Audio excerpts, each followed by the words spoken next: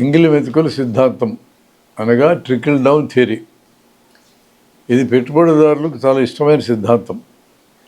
అభివృద్ధి అంటే దేశంలో ఉండే షావుకారులు అభివృద్ధి కావడమే అని అర్థం.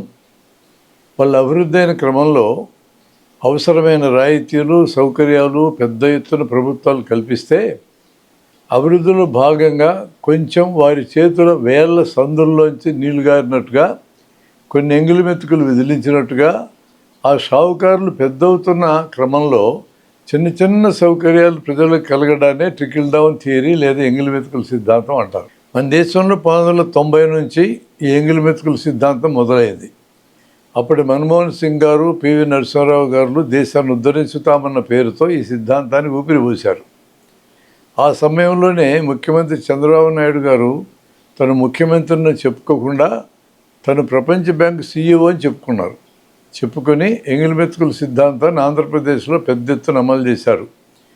అప్పటిదాకా సంక్షేమ రూపంలో ఉన్న ఎన్టీఆర్ పాలన, అంతకుముందు ఇందిరా పాలన, వీటన్నింటినీ అవతలబెట్టి షావుకారులు మాత్రమే బాగుపడాలి, వాళ్ళు బాగుపడితే దేశమంతా బాగుపడ్డట్టు అనే సిద్ధాంతాన్ని అమలు చేశారు. సంపద సృష్టించేది పెట్టుబడిదారులే, కార్మికులు కాదని మోడీ దొరగారు కూడా సెలవు ఇచ్చారు. దాని పర్యవసానం ఏంటంటే ఆంధ్రప్రదేశ్ బడ్జెట్ కూడా ప్రపంచ బ్యాంకు కనుసన్నల్లో తయారు చేసేటట్టుగా బావి ఎదిగారు. అందుకే 2004లో అల్పిరిలో నక్సలైట్ దాడి చేసిన తర్వాత సానుభూతి పవనాలతో పెద్ద ఎత్తున తను గెలుస్తాననుకున్నారు. చివరి నిమిషంలో రైతులకు రాయితీలు కూడా ప్రకటించినందువలన వాళ్ళను పెద్ద ఎత్తున ఓట్లు వేస్తారనుకున్నారు. కానీ అవి రెండు వర్కౌట్ కాలేదు. 2004లో రైతులకు ఉచిత కరెంట్ ఇస్తారనే హామీ మీద డాక్టర్ వైఎస్ రాజశేఖర రెడ్డి గెలిచారు. ఆ తర్వాత వచ్చిన ఎన్నికల్లో అన్ని పార్టీలను ఏకం చేసి రాజశేఖర రెడ్డిని ఓడించాలని 2009లో ప్రయత్నం చేశారు చంద్రబాబు గారు. కానీ అంతమంది ఏకమైనా సరే ఓడించలేకపోయారు. అంటే ప్రజలకు అందులో రైతులకు అప్పటిదాకా గిట్టుబాటు ధరలు లేక ఆత్మహత్యలు చేసుకుంటున్నా రైతులకు కనీసం ఉచిత కరెంట్ అనే కొంత రిలీఫ్ ఇచ్చిందన్నమాట నిజం.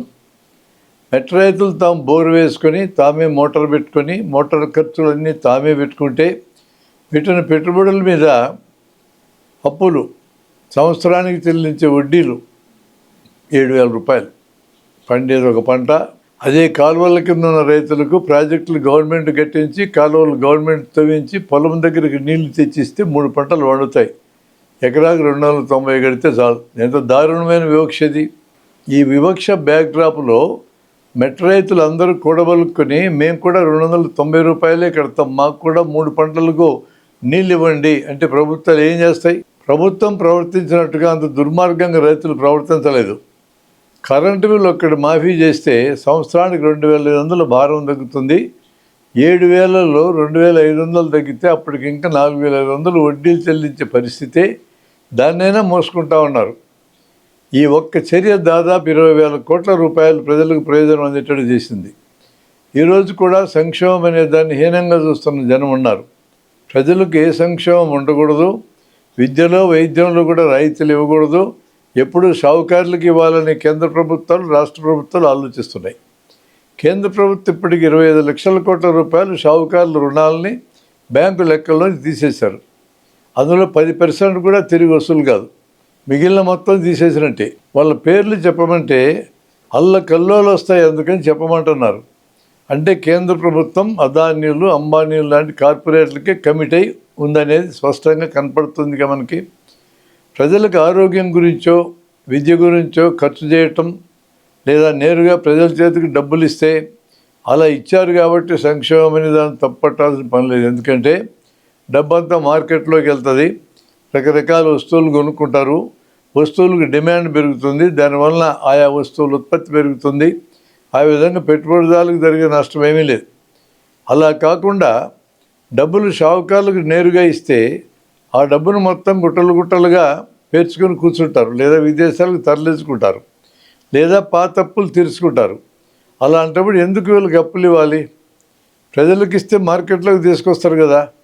నిజంగా అభివృద్ధి జరగాలంటే ప్రజలకు డబ్బునిచ్చి కొనుగోలు శక్తిని పెంచటమే సరైన అభివృద్ధి తప్ప షావుకారుల సంకల్లో చేరి వాళ్ళ చేతుల్లో డబ్బులు పెట్టి వాళ్ళ ఆదాయాలు, వాళ్ళ ఆస్తులు పెంచడానికి ప్రయత్నం చేయటం ఏ విధంగానూ అభివృద్ధి అనడానికి వీలు పడదు. అందుకే ట్రికిల్ డౌన్ థియరీ లేదా ఎంగిలిమెతుకుల సిద్ధాంతం ఘోరమైన సిద్ధాంతం, ప్రజల సంక్షేమాన్ని ఏమాత్రం పట్టించుకొని సిద్ధాంతం, కేవలం డబ్బున్నోళ్ళని మరింత డబ్బున్నోళ్ళుగా చేయడానికి, పేదవారిని మరింత పేదవాళ్ళుగా చేయడానికి దారితీసే దగులుబాజీ సిద్ధాంతం అది.